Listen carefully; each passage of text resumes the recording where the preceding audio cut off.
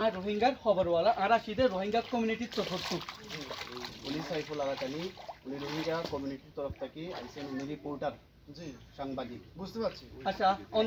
ওনারা দেশের মানুষের 2017 মধ্যে আর মানুষের মদত করছে যেটা মধ্যে আর দেশের সরকারে আর মানে হুকুমত আদি সরকার হদনে তোরা হতো আমরা এই আর দেশে তোরা বাইর করে দেন যেমন তোরা সারা দিও তোরা নিজে না হাইরে আরারে ফল দিও আরারে খানা ফল দিও ইয়ান আর তুই ইয়াদ